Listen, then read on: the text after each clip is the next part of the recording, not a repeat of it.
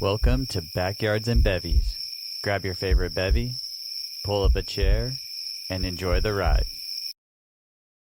Hey. Hi. Hi, welcome to Kitchens and Bevvies. Kitchens and Bevvies. It is too cold outside today. We have a lot going on today, and it's frozen, it's cold. Even though it looks sunny behind us, it is cold AF out there. Yes. And we decided that because we're shooting another podcast today that we'll showcase our kitchen. Yeah. Ta-da. You can see our backyard. Welcome to our kitchen. Well, that was one thing we always said, is that it's never going to be perfect, and some days we're going to have to record inside, and we'll just come up with a clever spot in the house or whatever. Who cares? It works out great. And for everybody that's not watching but is listening, you will be seeing some very special fluffy guests throughout this podcast. Our giant Maine Coon Merlin is already up here hanging out with us, wanting to know what's going on, and who knows, our other two might make an appearance. It's kind of a cool thing right now, because I just wanted to touch on this real quick. You know, we have a lot of people that listen to us on Apple or Spotify, Google, whatever. But we would just like a big favor if everybody would also just go and subscribe to us on YouTube. You don't have to watch it, but it would just help us. And, but if you want to see cool cats, but if watch you, it. I know a few people who have told me before that they will listen sometimes, like if they're in the car, and then they will, they're like, wow, I wonder what that person sounds like or looks like, because they're just using their imagination. They can flop over to the YouTube and see it. So it's a different thing, but I just wanted to let everyone know to subscribe to YouTube or follow, or whatever term you want to use. So this is part 2 of last week's me leaving Hooters to go work in the music industry. Yeah, how you climbed your way up. Yeah, and it was a climb. It was a massive climb, and I was actually thinking about it today on the fact that I don't know if it might be a part 3 to this, that we might have to record. We'll see, yeah. It's just such a long tale. It's one of those things that I read somewhere in a book one time that to become an expert at something, it takes 10,000 hours or 10 years. And after going through what I did, I can say, that I feel that statement is a true statement to anything that you're about ready to venture into or do. Or overnight success is not. Well, it's certainly not normal. It's just not a healthy. Because sure, you might make it. You might end up being the one that doesn't have, something else happen. But that's why you hear these lottery tragedies. People win, $600 million and it's gone in a year, and it's because the fact that you don't get a chance to appreciate it. And as I say that, my cat is definitely appreciating me right now, because he's just put his giant paws on my leg. It's really cute. It was an interesting drive, and one thing that I don't think I said on the last show, and I was kind of thinking about it today, was one thing I wasn't was depressed. And it was. I'm not saying that because I don't get depressed, or I don't have depression, or I've never gone through it. We've talked about you were battling some depression late last year. But showing up to Florida, so I left San Antonio. Yep. I worked at Hooters. I was addicted to Coke. I was fat. I was unhealthy. I was everything that was fun. Probably also addicted to alcohol. Oh, addicted. I was addicted to a lot of things. And I was addicted to a lot of things for many, many years. And I still think, even though I've gotten rid of some addictions, I've picked up new ones. Like working out is an addiction. So leaving San Antonio, I never thought I'd leave Texas anyways, but that was hard. I show up in Florida, and I thought about this on how we were going to start this. And we left off with me dropping my dad off at the airport, going back to my house or my apartment, and really having to evaluate what I was going to do. Yeah. And how you were going to reach the goal that you had promised your dad and your grandmother you were going to reach. Exactly. And partly, or part of that was that I really had to be positive. I really, really had to be positive, even though in the moments where all of a sudden I was alone. I didn't have any friends. Yeah. I had no one to talk to. And there is a bit of this where I started to dive into my past and reach out to people. And I don't know if I ever apologized to those people, but maybe I talked to them and tried to start fresh or new, because I was thinking to myself, like, wow, I am far away. I do need someone in my life. Yeah. And as much as I love my parents and as much as I love my grandma, I think I needed friendship, or just someone to reach out to when I did get a little down on myself. And so, so I'm sitting in this apartment. I'm trying to figure out what I'm going to do, how I'm going to live my life. I'm living completely different again. I have no job. Now I got student loans, and they gave me some, monthly subsidies. Like stipends? Yeah, stipends. And it wasn't a lot, but same thing that we had to go through, not long ago. I just had to sit down and say, okay, well, I can either eat, I can do certain things, or I can just waste my whole life again and get back into bad habits. And so part of that was I found that I could work out at the gym that was right across the street from my little apartment. I could go down, walk across the street, and boom, I was at the gym. And it was nice because everyone else in my apartment seemed to already have 6-packs, and they already seemed to be in shape. So it was motivation. It was really me just in there by myself a lot. And I found it to be very therapeutic before I started actually even going to school at Full Sail. I was like, okay, well, instead of just wasting my time sitting here on the couch, I can at least go and exercise and get rid of any anxieties or any kind of, just things that were building up inside of me. So that was really, really nice. And I if I remember correctly, I had almost a month. I wouldn't say it was a full month, but I definitely had at least 2 full weeks to myself before classes started. Okay. And Full Sail at the time, and I mean, Full Sail's been around since I want to say like the 90s. I'm sure 99, maybe 98. I think are some of the first classes. And it was a recording studio recording school back then. And they slowly, by the time I reached it in 2005, 4, somewhere around 5, I forget, 5. They had already built a completely like a digital media. They had video games. They had all these other things. And so it wasn't just a community of people that were just doing what I was going to go do. Right. So, but I didn't know that really. I just kind of knew that it was a big school for the media. Okay. Media arts or whatever, technical stuff. And anxiety is an interesting thing, right? It comes in different forms. And going to school the first day as a 20, I was like 24 at the time. It was interesting because I was about to step foot into school again and had to try to succeed this time as opposed to just going there kind of skating through. Well, I'd always just gone to school to find friends in high school, in my little bit of universities that I did go to. Yeah, I didn't use it to go learn. I used it to go be social, and I was a social butterfly. I was also, I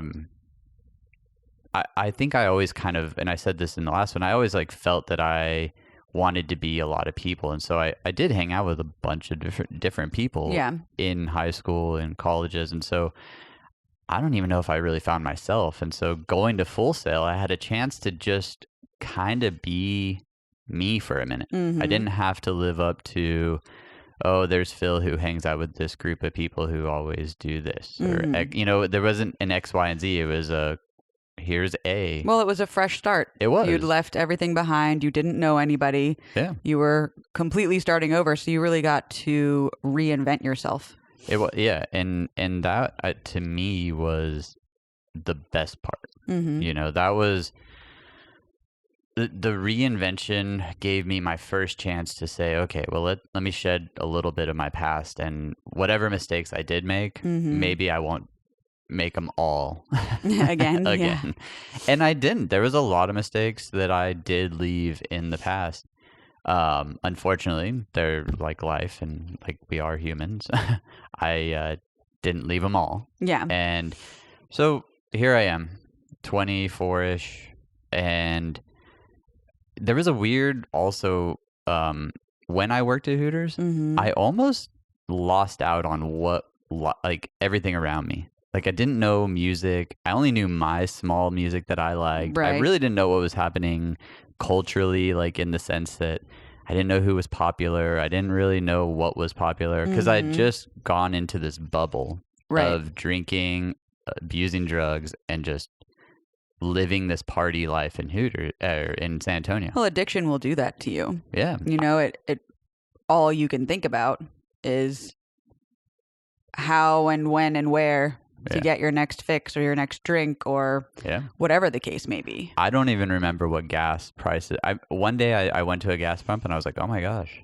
Like the last time I remember gas, it was like $1. And then Good old days. all of a sudden it was like $1. I don't even know. Let's just say 25. And I was like, whoa, this is crazy. You know, like, but I did lose out on all the time. So going back to school, I was like, kind of nervous more about that, like social interactions that because you wouldn't know what people were talking about or and I was older too, so like I was gonna be like, what, I love Rancid, and they're gonna be like, who's Rancid, old man? Or like, who's No Effects? I'll be like, oh great. But I was so impressed. Like so Full Sail, I didn't go right into whatever my show production degree was right at first.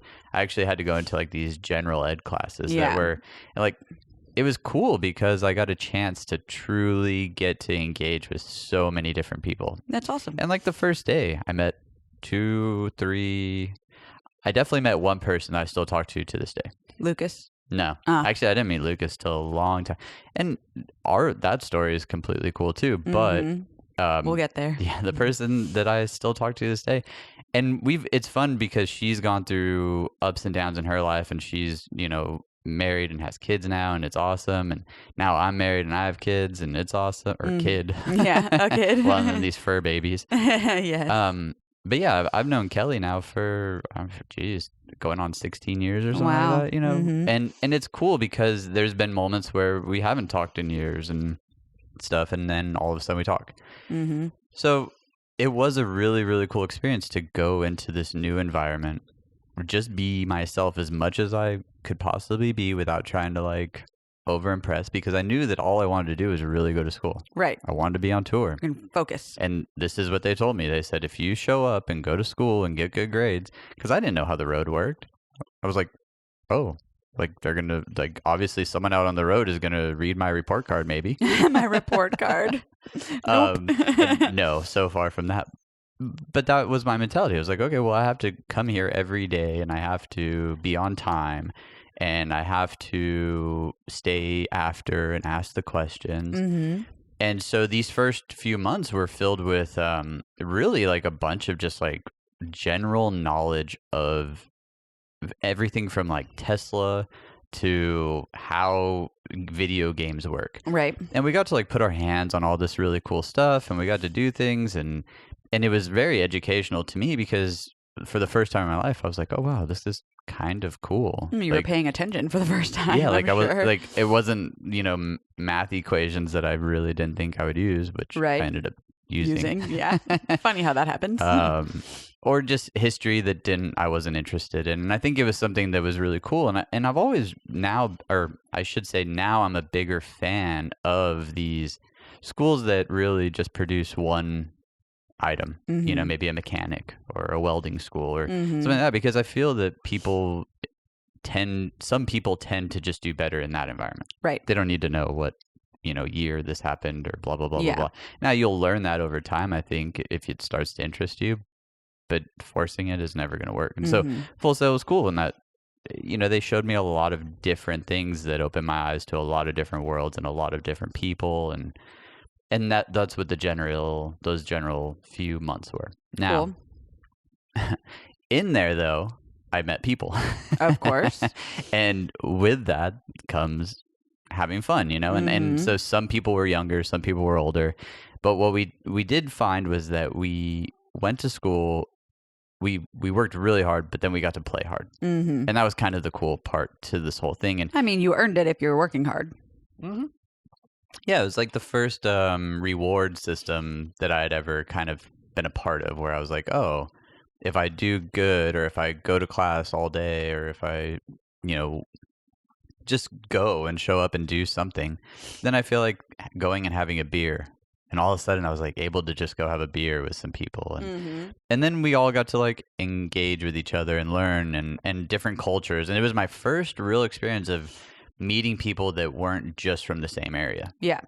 Because like living in San Antonio, there was a lot of people that came from El Paso or Houston but still mostly Texas. They were mostly Texans. And I loved it. It was awesome. But here I am in Florida and here I am hanging out with a guy from Philly, and he's telling me about his dad's cheesecake, or not cheesecake, cheesesteak. Cheesecake. I do like cheesecake. That is your favorite.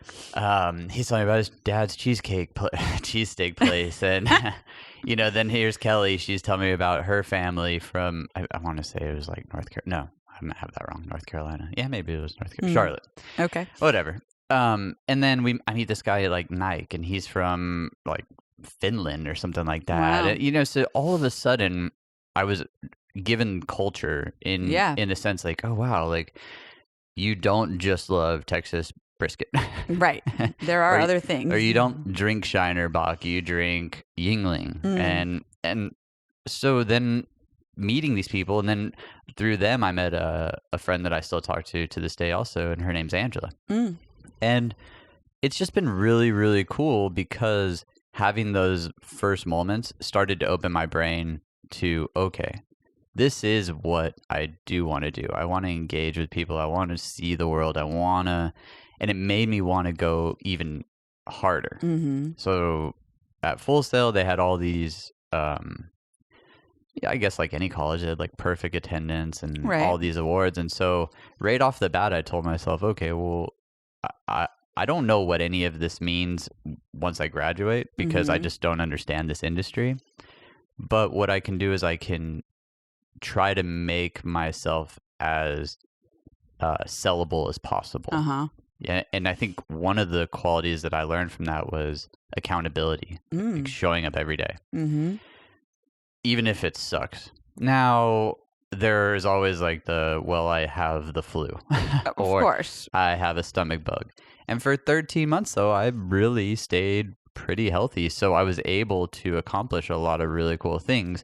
But that accountability was probably the highest thing that I've learned over the years is that. And, gotcha. And I held it through. I still do it today, obviously, because I woke up this morning at 4 a.m. and 4:15 and worked out, and then I rode. And accountability, it stinks. It stinks sometimes, but that's how I feel that you continually move forward in life. Absolutely. So the first 3 months were all these gen ed classes, and I think even at the third month, some of us started to go to different ways because some people I think Angela was a couple months ahead of us, so then we didn't see her as much because it was a 24-hour school too. Oh, okay. That's so interesting. You would go to school, let's say 9 a.m. to 5 p.m. There was your general classes. Okay. And that's where you would sit inside and you would write and read and watch all the things. And there was some hands-on stuff then. But really, all the hands-on stuff happened post 5 o'clock. In your specialty classes. Yeah. And so, well, actually, even in some of these gen ed classes, we still had to show up to do labs. Oh, okay. And some of them were just very generic, basic things. But what it did is it broke us down into smaller groups, teams. And so you got to learn how to work in smaller groups. And I had never done that because I rarely showed up to any class prior to that. And in high school, I was like, I was on like this, I don't even remember. I remember just going to the counselor at the time and they're like, well, what college do you want to go to? I was like, college? I don't want to go Don't want to go. I want to like drive fast cars and ride my dirt bike all day. And I want to be a NASCAR driver. I remember they just like laughed at me. They're like, yeah, okay. Yeah. So here I am now. I'm showing up every day. And now I have to do these like labs with people. And I'm like, oh, wow. Like being a little older gave me, I think, a little bit of confidence, but it was still nerve wracking to like be like in these small groups and then be in these small groups at 1 a.m. And I still have to show up the next day for school at 9 a.m. And, there was all in 4-hour blocks too. So, I think in the GA side, it might have been like 2-hour labs, but still, you still had to show up at 1 a.m. Mm-hmm. You had to turn around and go to bed and then figure out how to wake up. And sure, there was the group that probably partied through the night. Right. And I didn't really see it until I became a lab instructor, but I definitely knew that there was a party scene to be had. I mean, it's Central Florida. Right. Of course. There's Disney there. All the things. And so I would show up, I would do all the things, and it was awesome. I got through my general education classes there. Like, I felt like, okay, I can do this. This is going to be not easy, but I had like this awesome sense of like, I can do this. Well, I mean, I think, what it's sounding to me like is you finished that first semester of gen ed classes and you've realized that you are able to set a goal for yourself, push yourself to meet that goal. Yeah. And then you realize the rewarding feeling of being able to accomplish something that you weren't sure you were going to be able to accomplish. Yeah. And that goal setting was something that I had never done before either. So I think accomplishing goals is something that probably started there. I didn't really think about it until you brought it up right now. And I think it was something too to be said is I didn't set myself up for like unrealistic goals. Right. I just was like, okay, well, let's just get through today. And I probably never even said those things. I just had a feeling like, okay, well, if I can go to class the first day and open my book and sit down and not pee my pants and make a scene, and then you're gonna be fine. Then I'll be fine. And I was, and that I will hold true to. Darn near everything that I do nowadays. It's like, okay, well, the first day is going to be hard. The first day of this podcast. I mean, I go back and I watch some of the old episodes, or I just have them on the background sometimes because it is interesting to judge myself. I mean, not judge, you're more like evaluating. I can call it judging because there's a lot of stuff that I can listen to and say, wow, I need to clean that up and I should have done that a little bit better. And it's not a bad judging. It's not like I'm like being down on myself. It's just saying, okay, well, yeah, okay, fine. I'm evaluating myself. Yeah. But I'm evaluating myself in the realest way possible. So it's like a performance evaluation. I don't know if you ever had to do those for work, but at some jobs that I've had, at the end of the year, you have a performance evaluation and you have to figure out, filling out this form, like where you succeeded, where you failed, how you could have done better, and all that kind of stuff. I've never had to fill one out as an official fill out, but I used to have a meeting with one of my bosses via phone once a year, and I'd be like, all right, so I think I did really good with this. I totally sucked at this. I can get and better I will at work this. on that. And I will say though that by looking back at stuff, it does help you move forward. For sure. So you have finished your gen ed classes, and this is when you start your specialty classes? Yeah.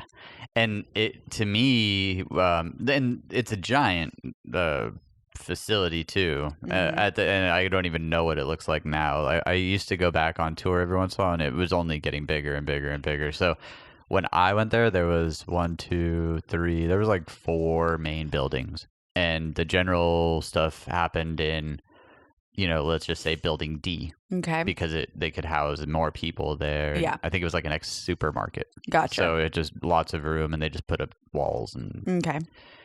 And there's a little bit of anxiety there again, because it's like, here I am moving in. It's almost like high school. You're a freshman and you're stuck in this back corner. No one really pays attention to you. You walk by kids that are holding, you can see the books in their hands that are of advanced learning and stuff like that. So you're like, okay, whoa, those kids are cool. Or they're in a lab with all these sparkling lights and knobs to turn. And you're like, oh man, I just want to be there. But then when you are there, you're like, oh gosh, now I'm going into these rooms. Yeah. So there was a little bit of anxiety, because now we were going from, like I said, D to C now. And C building was, like your junior, no, what's the next? freshman, sophomore year. Mm-hmm. So there I am. I'm like, oh gosh. And I'm standing outside the class, and I'm like the first one there because I want to be on time. Love So it. I'm like, I'm like, all right, I got to go find a good parking space, and I don't want to be late, so I need to, time it out. And I'm pretty sure I walked it like one day on like Smart. before I even had to go there. I love it. And so there I am, and all of a sudden, like, here comes more people, and they start, and it's no one that was in my, maybe there was like 2 people that I recognized from my general education class, because it was like 100 people, 120 people in that. And I'm like, okay, well, they look friendly, and we all look different. It's none of us are no one has tattoos really at this point. It's kind of, there's like maybe 1 or 2 people that have like small ones on their, inner arms and stuff like that. And I'm like, oh my gosh, like this is kind of weird. And then people start introducing themselves, and all of a sudden I realized that all these people kind of had an understanding of what a show took to get put on. So did you feel like you were already behind? I didn't feel behind, but all of a sudden I was like, oh wow, I am in a whole different class of people that are already like they're serious. Yeah, so like it was another moment where it was like, okay, I have to come in here and I have to ask all the questions, because I've never been the person that raised my hand up until this point that was like, I don't really agree with this, or I don't understand this, because I was always embarrassed to be the one that didn't understand. Everyone else around me understood, so I didn't want to be. It's so funny, but I'm sure everybody else around you didn't understand. They were just thinking the same thing. Yeah. Sorry, you're just a little off. Okay. I'm not going to argue with you about this. So... Sorry, I just adjusted her mic. I was talking, like my mouth is on it. It has been the whole time, so I don't know what to tell you. Okay, go on. What I was going to say is you may have thought everybody else knew everything and what was going on, and it guaranteed was more likely that they felt the same way as you, and they didn't want to be the person who looked stupid because they asked a question that seemed like a dumb question. For sure. And looking back at high school, though, it was just terrifying to ever ask a question. I don't know why.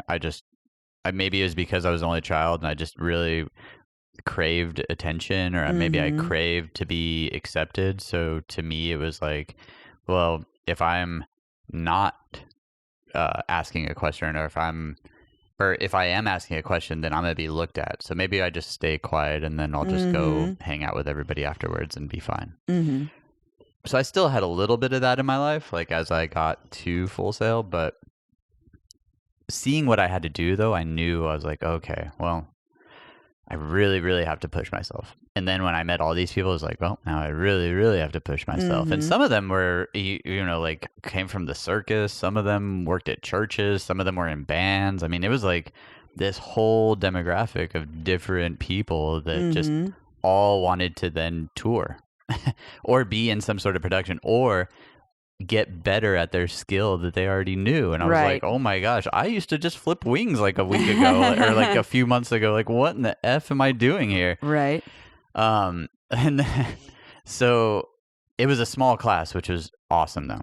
So I went from 100 plus people to 12. That's awesome. 10 people. Yeah. So all of a sudden, instantly, we became family though. Right. It was one of those moments where it's like, even though you might know more than me, or even though you look nothing like me or whatever, we're in this together, so we should all figure it out together. And right off the bat, they did little exercises that made you become a team. Right. So first day, I walk into this classroom and we have this guy named Win, and he was awesome. He was a great teacher. I think now he's like in like the recruiting, he's like an upper person up and over there in the world. And he just went through everything so smoothly. And it was funny. He was just, like he was talking about a show, like the different aspects. Oh, there's lighting, there's video, there's audio. And the first day was kind of like a general, like it would be anywhere. Oh, what's your name? Where are you from? Why do you want to be in here? And who knows what I said? I probably was like, oh, because I want tattoos and I want to travel the world on a bus. Yeah, and probably. Who knows what I said? But the next day when we started to get into stuff, I'll always remember this one specific part, really funny. So the microphones use a cable, right? Yeah. And the cable transfers an electronic, freaking thing through the cable, and it does this thing and all these things and yada yada. That was a really good description. It does this thing and all these things and transfers things. Electrons or whatever. But my point wasn't about the cable, what it does, but he started to use terminology in the industry that I was like, I literally felt like that right now. Like he was saying stuff and all that I was hearing was these things and these things. And because you didn't know what those words meant yet. Yeah. And to me, I was like, whoa, hold on. I just thought that, I was going to learn where to like play stuff or do, but that was part of it though. Yeah. Because you have but to it was know so much all more these in depth. Oh yeah. And he says, and the microphone cables are called XLRs. And I remember writing XLR on the paper. And then he was like, all right, and there's 3 pins. And there's like a 1, a 2, and a 3. And each pin represents, a specific thing, a hot, a neutral, and then a ground. And I was like, I wrote those down. And then I was like... And the pins are... If you're watching, they're in this part that connects to the microphone, right? This housing here that, and it's, I was going to talk about that later. I was thinking about how I was going to do this. And so the thingamabobs and the thingamabobs. Yeah. And I've never been a technical person per se. So to me, even when I toured, it was better for me sometimes to use just generic terms because I never knew what the person working next to me knew, because sometimes we had local stagehands. I've talked about this before. Right. And those people, though I can explain it to myself real well or sometimes fast, or I can explain it to another roadie or another audio guy, some of these people are just general laborers. They right. don't know they just know that this is a cable. Right.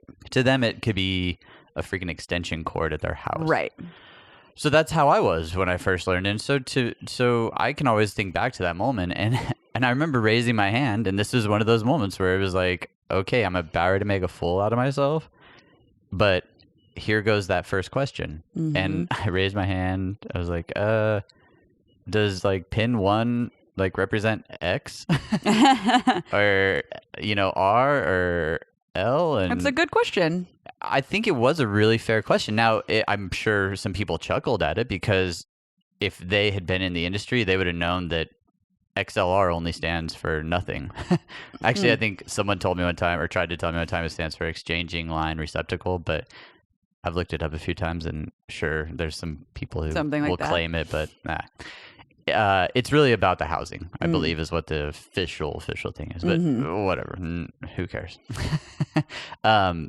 But the question, though, is what I cared about, because to me, I was trying to excel. Right. I was really, really trying to excel. So I was taking notes on everything. I figured that these notes would travel around the world with me eventually. Like I was like, okay, well, here's my like audio Bible I'm creating for myself in a way, like my library to everything. Well, I think in addition to what you just said, to me, what really resonates with that statement is, for the first time, maybe ever, or in a very long time, you decided to risk how you were going to look in front of other people in order to learn. And you hadn't been willing to do that previously because, like you said before, attention and being cool and meeting the right people and hanging out with the cool kids was the most important thing to you. Yeah. So you were growing up, in a sense, because you were willing to put that part of you at risk in order to better yourself. Yeah. Yeah. I was willing to sacrifice my image 100% for the first time. And it's hard. I can, that memory is burnt into my vision of how I felt, how I was sitting in the class. I can remember the windows. I can almost remember where I was, like where everybody was sitting around me too.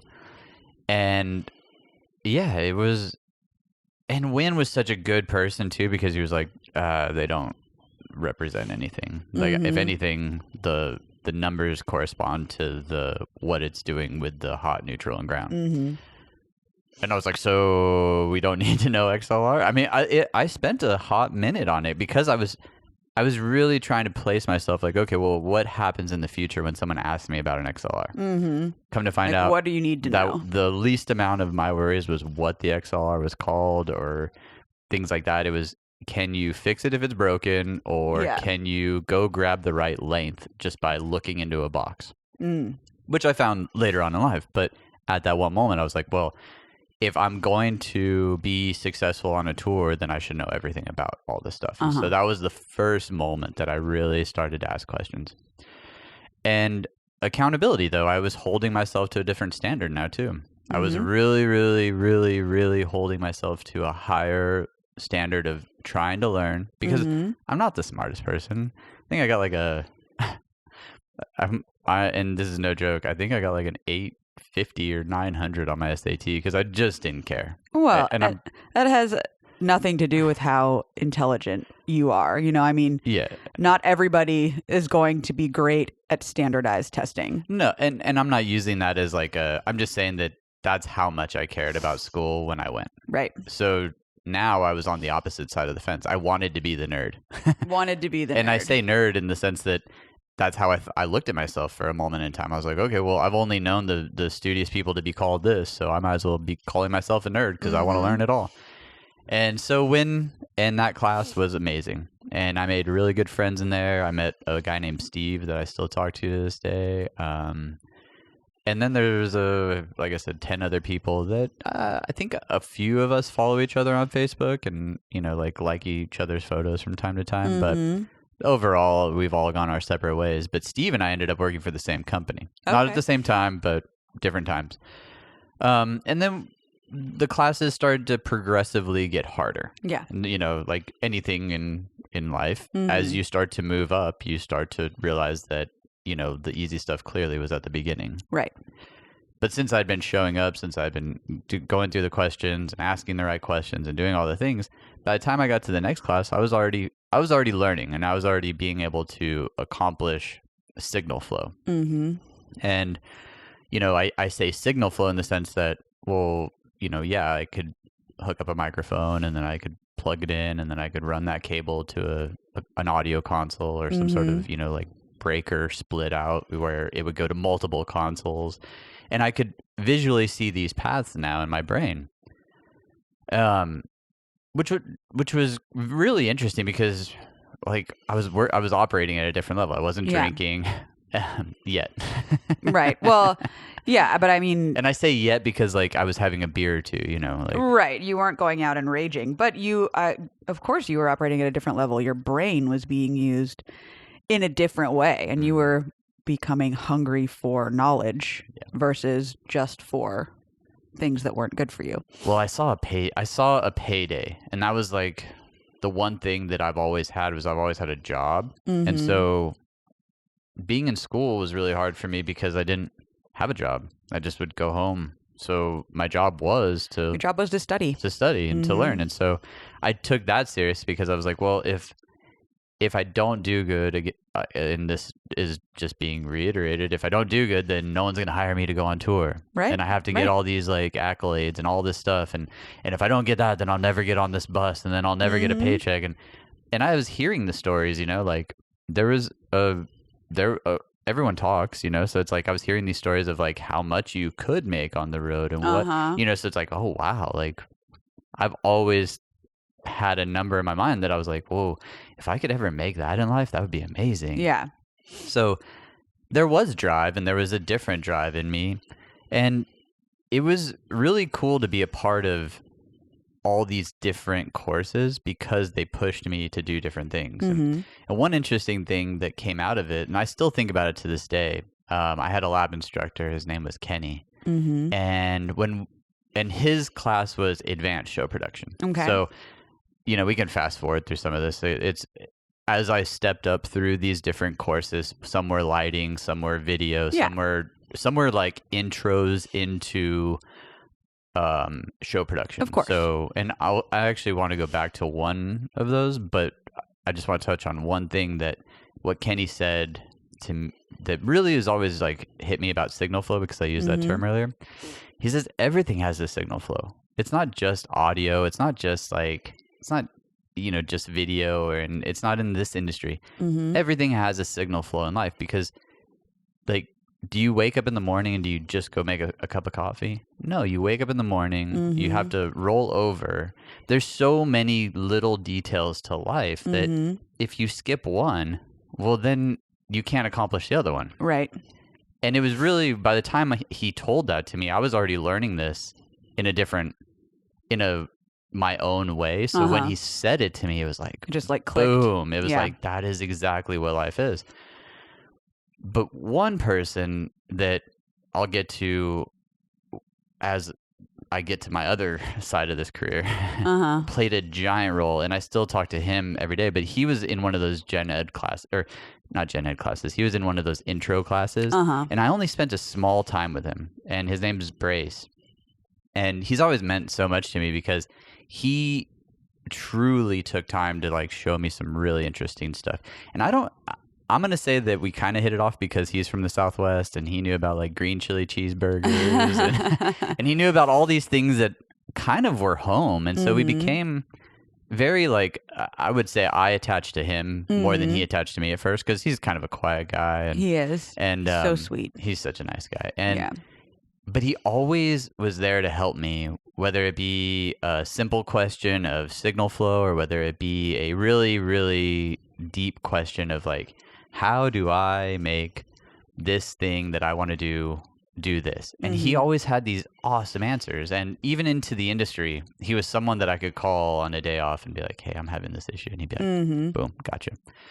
So he became a brother to me, and he was always there throughout my career. But one thing that he ended up doing was he ended up leaving and going back to like doing shows away from the school. And so I lost him as a mentor and as a teacher, but he set me up for all the next success. Gotcha. Is what I was getting at. And so when I got to Kenny's class, I already had like this really deep understanding of how things went in the industry. And it was because Brace took the time. So then when Kenny said that thing about signal flow, it was like, oh my gosh, this is what life is. This is what this industry is. It's all about doing things in a specific order. Not because I have OCD. It's just because if you miss a step, then... It's like dominoes. Yeah, you're putting yourself at risk of then having to go back and redo that step. You always laugh at me because I'm always like, that's inefficient. Efficiency is like, absolutely your favorite thing. I'm like, that's inefficient. You're doing that so inefficiently. And I'm not trying to be a jerk. Well, maybe sometimes. Sometimes. Okay, I'm not trying to be a jerk. Sometimes it comes out jerkish. We'll agree to disagree. Okay. But I will say this: I'm not trying. Okay. It might come off that way. So all these courses were just so cool to me because I was like, this is what this industry is about. Like then I could go back and I could think back to my first concert and be like, holy cow. Now I can see it. Now I can envision all these different places at a show. I can all see the different jobs that the people had, all the people you don't see because you're paying attention to the artist, but they're running around actually making the show possible while it's happening. Oh my gosh. It was so enlightening and so cool to be a part of learning it and watching myself just explode with joy because it was like, wow, I really, really do like this industry. And I liked it for a different reason now. Yeah. Because I'm not big on music. I'm not big on a lot of things. And I said earlier that at this point, I'd kind of missed out on pop culture and all this stuff. So to me, I was just like, I just want to be in this because it just looks like a fun industry. It was troubleshooting in my mind. It was problem solving. It was puzzle piecing together. It was everything. And then there was a little bit of danger involved too, because you're flying thousands of pounds above people's heads, and we even had like a whole section of safety and stuff like that. And you're watching these shows that had fallen, and it was like, whoa, this is so like that sucks. This is so cool. And then we would learn, and then we would go put our hands on stuff, and so to Full Sail, kudos to them for putting together a cool program. Mm-hmm. Now, I've been in many arguments with people over the years that it's a joke school and da-da-da-da-da, and only the people that come out of there, you know, like they're not as good as us in the industry have been here forever. There are a lot of those people. There are a whole lot of those people that didn't try. They showed up. Well, thinking, that's the key right there. You just said it. That's not the school's fault. Exactly. The school is there to give you the tools that you're going to need. It's up to you if you're going to learn how to use them. You are completely right. The only thing that gave, I think, the school a really bad name was people would come out and try to jump 10 positions. Yeah, but that's not the school's fault either. I'm not saying it's the school's fault. What I'm saying is, though, that's been part of the bad stigma around the school, is that some of the people that have come out have just said they're like, oh, well, I already know how to do all this stuff. Well, you don't. Right. You know how to do certain parts of it. And it was a big overview. And that's what I like to tell people. Like, yeah, if you want to get in the industry, and they're like, how? I'm like, well, you can do it one of two ways. Mm-hmm. You can either go to your local union or find a local company and work your way up. Learn how to run cables, learn the terminology, learn how to solder, learn how to do all these things, right? Or you can pay now and go to school. Belmont, or you can go to MTSU, you can go to Full Sail. There's a bunch of programs or now. The Art Institute. I mean, there's a whole bunch of and now there's like programs. Private ones too that people teach and stuff. So there's a whole different world, and I think that now that people are seeing that there have been strong people that came out of Full Sail, it started to open up a different realm. Like people are like, oh, okay, fine, whatever. But at the time, yeah, like it was very, very, very looked down on, I should say. But that's later on in the story. I was blown away by how much I started to love the industry, though. And it really started to boil down to when I got into Kenny's class with advanced show production. There was rumors of this guy named John, and he was a big time honor engineer for the likes of like or Axl Rose and Billy Corgan and Marilyn Manson's, and I mean like all these giant names in the industry. Billy Corgan with Smashing Pumpkins, right? Yeah, Smashing Pumpkins, and I'm pretty sure it was Smashing Pumpkins at the time back then. And man, they used to be so good. Well, the one thing about, I think, a lot of colleges is there's that whole like, well, if you can't do, you teach. Yeah. So up until this point, I'd only really met a couple people in Full Sail that had really gone and done giant stuff. Yeah. And I say giant by like the U2s or the Bon Jovis of the world.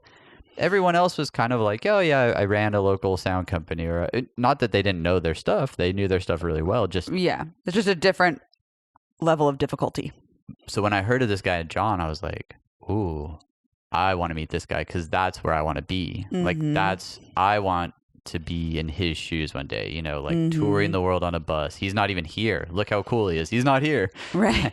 And so all of a sudden though I was like challenging myself, and I was stepping away from some culture and going into a different culture, and some substance, you know, like I was stepping obviously away from abusing one substance, but one thing I started to obsess about was this idea of travel and being gone. Yeah.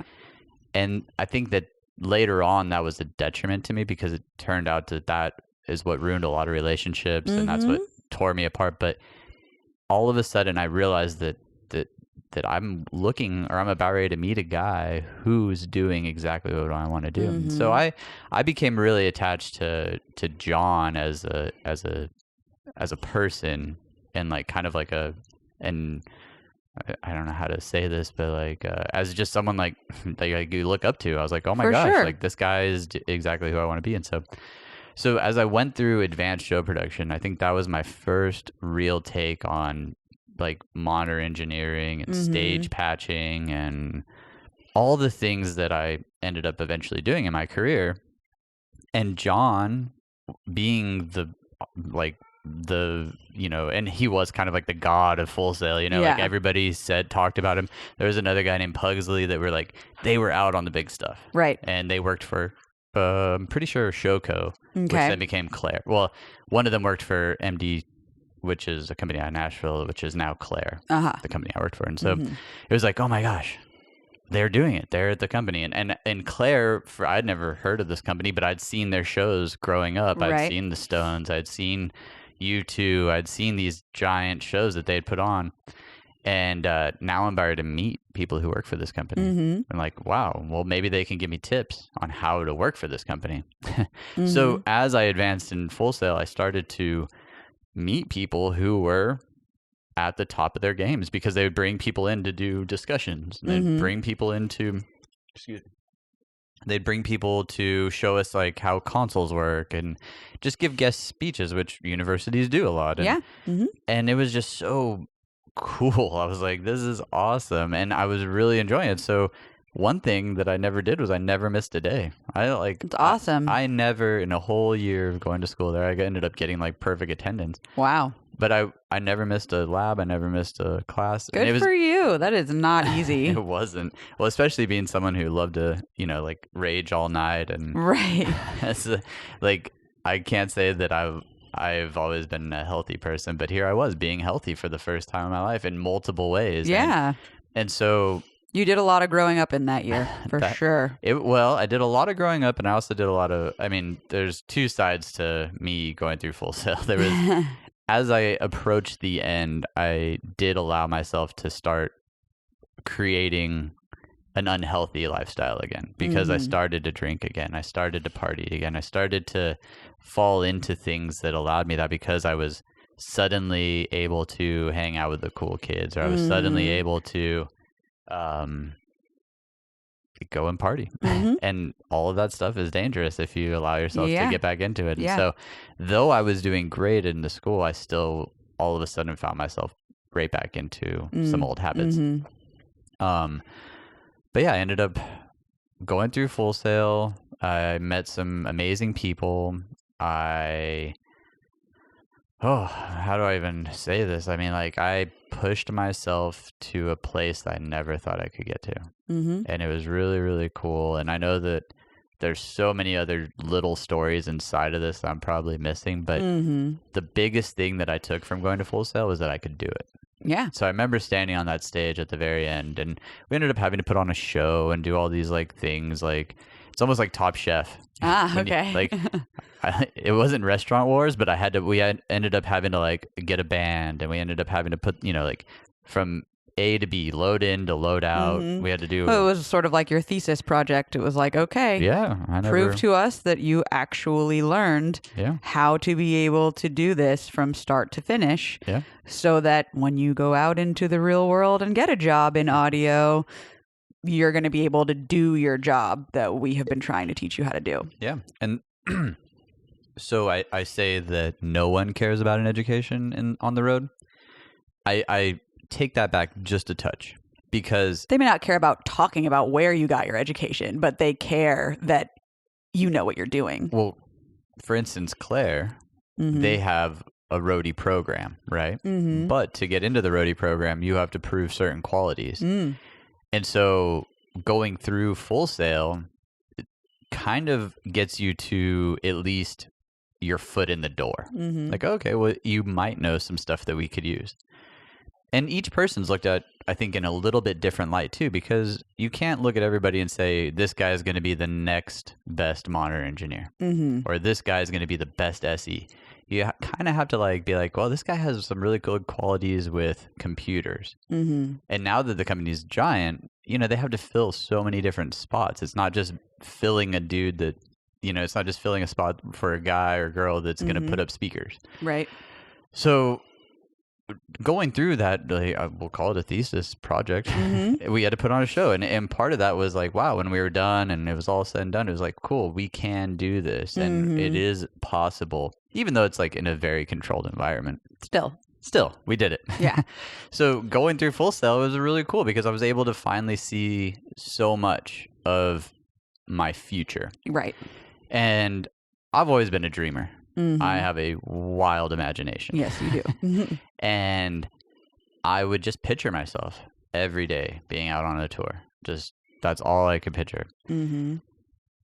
Now, the other side to this Full Sail story was I did end up getting a job when I was in Full Sail, which to me was really, really cool because it wasn't just a job. Like I didn't go just work at a bar. Right. I didn't go just. It was within your specialty. It was. And it was because of my friend Angela. Oh. And so I could have told the story simultaneously, but the Full Sail side was really cool. It was my intro. The other side to it was I had this like boss mentor that pushed me even harder because he was, he ran an audio company from Central Florida. So he had a lot of experience with Full Sail students. And he would always be like, oh, they're jerks. They don't, all they want to do is stand behind the console. All they want to do is stand behind the lighting console. And he would just rail that into me. And I was like, well, what do I have to do different? He's like, help me stack speakers, help me run cables, help me do anything other than stand behind that console because I already have a guy that does that. Right. And it was a small company, so it wasn't like there was 40 guys that worked here. It was like there was a wood shop guy that also did shows, and then there was a main audio guy, and then the boss also did shows. Wow. And so those gen ed classes were 3 months, right? On the 4th month, I started that intro class with Win. I didn't know what an XLR was. But Angela one day, it was like 4th of July. So maybe it was the 5th month. I have to do the math, but it doesn't matter. It was the 4th of July, and she had texted or called me and said, hey, I have this friend that I've met that needs help doing a show. Do you want to be a part of it? And I was like, sure. Yeah, I don't know what I'm doing, but yeah. She was like, well, it's not paid. And I was like, oh, but think of it as an internship. Gets your foot in the door. And I was like, okay, I'll sign up for it. And if you've ever been in Florida in July, it's hot. Yeah, brutal. But this is why schools are so funny, and this is why real life is so much funnier. So, like in school, I was writing all these notes and how to do certain things. Well, they even had kind of like when you go to a show, make sure you wear long pants and a long black shirt, and you fit. You need to be in your show blacks. Yeah, you need to be in your show blacks, and make sure to wear like work boots and all. Like this whole laundry list of things. And so I was like, oh, okay, well, I have a little bit of money left. Like I'll go get a couple items for this show that I'm going to go do. So I show up downtown Orlando on this street that they always did shows on. Come to find out, called Wall Street. And Kelly had a mobile stage. And Kelly was the owner. Kelly of the was company. The owner. Yeah, it was all in production services. And I didn't know Kelly then. I didn't know any person other than Angela. And so we get there, and he's like laughs. Basically, like in my like, he's like, you're like, what? This is what they said I have to wear. Well, exactly. He's like, oh gosh, you're a Full Sail kid. Which it ended up being the best thing for me because his like comedy about me going to Full Sail pushed me to not be the typical Full Sail student. So I think in a weird way, though, I was meeting the Johns and the Braces and all these other guys in this big world, I could have potentially gone on my first tour and been that Full Sail kid. Right. Kelly was the one that like pulled the reins back and leveled me out. He's like, he gave you the real world experience that you needed besides the school experience so that you could go out there and actually perform. And I was still 200 pounds. So I was 200 pounds in all black in Florida. Dying. I've never seen a man laugh so hard in my life. But that was like all of a sudden I was like, whoa, that's real. Like I was like, that guy's kind of a jerk, but I really, really like him. And I met a guy named Steven that day and a guy named Brian. And I also met a guy that day named Jeff Kaplan, who sadly has passed away. Which he was such a great guy. And he was a giant inspiration to me getting tattooed. He was a giant, super cool guy. And it's so sad that the industry lost him. But I met all of them that day. And I remember they were all just so nice to me. Even though like I was this dorky little kid, or I shouldn't say little kid, I was this dorky 24-year-old who was dressed in all black, overweight, sweating my brains out. They just took me in and they were like, look, don't like assume you know any of this yet. Yeah. Let us show you. Yeah. And I was like, cool. And so they showed me how to put this mobile stage together. Then they showed me how they stack the speakers, and they showed me how they run the cables. They showed, even though I had already kind of slowly done some of this stuff, I just sat back and just absorbed it. I absorbed it all. I was like, okay. So, sorry, I'm a little choked up because it was just a cool day. It was one of those moments where you're like, wow, like I'm actually now doing something that I want to do. It was kind of like your audio baptism. Yeah. Like I was a new person going into this new life, and then I was actually doing this. And I think that was one of those like kind of scary points in life where when I left San Antonio, getting to Florida, you can always like dream and wish that it would just happen tomorrow. Right. But all of a sudden when it did happen, I was like, wow, okay. It had to be validating because it's like, I earned this. Yeah. And it was really cool that he even allowed me to, like, it was cool for Angela to vouch for me. You know what I mean? So I must have had some sort of small impact on her, showing her that I cared. For sure. And then it was all these little things. And so then when Kelly and Brian and, Steven and Jeff and all the people that day took me in, it was like, wow, like this is really cool. Like I'm not here getting paid, but this is such a cooler, bigger, awesome thing. So I learned a lot that day, and I think I even got to like push a button on a lighting console. Ooh. See, at this point, I didn't really know too much about Claire, and I didn't know too much about like some of these lighting companies they had said. So I didn't really know where I wanted to be in life. I didn't know if I wanted to go do the lights or do the sound. All I knew is that you wanted to be in show production. I still wanted to be on a bus. Right. So I think what we're going to do is, there's so much to this story. I know. I mean, we're going to have to do another episode. It's going to have to be a part 3. But I do think that it's good because I think this is a great place to leave off because what Kelly did for me next is a giant part to this whole industry story. And so I don't think that I Full Sail, yes, there's still so many stories inside of there, but I can tell those stories because a lot of them are just funny, silly stories. But what Kelly did for me was he really engaged me as a person and pushed me. No. Phil's getting a little choked up, everybody, so just give him a second. But what a wonderful thing for you to get to experience. And then I've seen you do the same thing for others. You got to pay it forward. Yeah. It was, yeah. You're making me get all waterworks.